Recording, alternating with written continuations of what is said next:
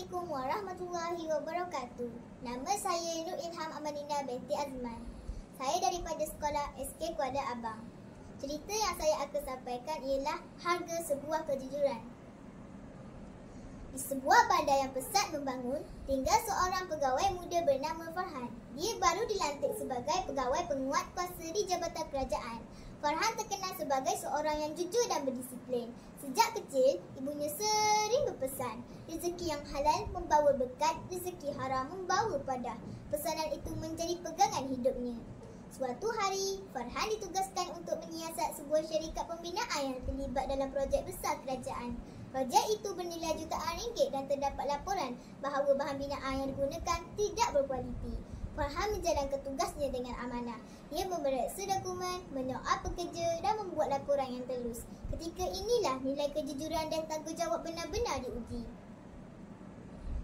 Beberapa hari kemudian, pengarah syarikat itu datang menemuinya secara rahsia.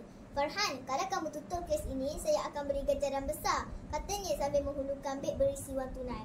Farhan terasa tergamang. Namun, dia teringat pesanan ibunya dan prinsip hidupnya. Rasuah adalah perbuatan yang salah dan berdosa. Dengan tegas, dia menolak tawaran itu. Maaf encik, saya tidak boleh menggadaikan maruah saya dan amanah saya hanya kerana wang. Tidakkah Farhan membuktikan nilai keberanian dan integriti yang tinggi? Walaupun hidupnya sederhana, dia tahu bahawa kejujuran lebih bernilai daripada kekayaan haram. Farhan segera melaporkan cubaan rasuah itu kepada pihak Suruhanjaya Pencegahan Rasuah Malaysia SPRM. Tidak lama kemudian, pengarah syarikat itu ditahan dan disiasat. Farhan dipuji kerana keberaniannya menolak rasuah tanpa rasa takut. Tidakkah Farhan menjadi contoh kepada rakan sekerjanya? Mereka mula lebih berhati-hati dan jujur dalam menjalankan tugas. Pegawai atasan Farhan berkata, sikap awak ini harus dicontohi. Rasuah bukan sahaja merosakkan diri tetapi mengancam kemajuan negara. Kata-kata itu membuatkan Farhan semakin yakin bahawa perjuangan menentang rasuah ialah tanggungjawab semua.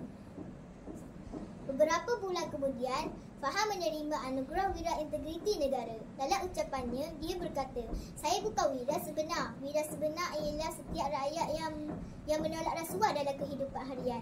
Jika kita semua jujur, amanah dan berani, negara kita akan lebih makmur. Kata-kata itu disambut dengan tepukan gemuruh.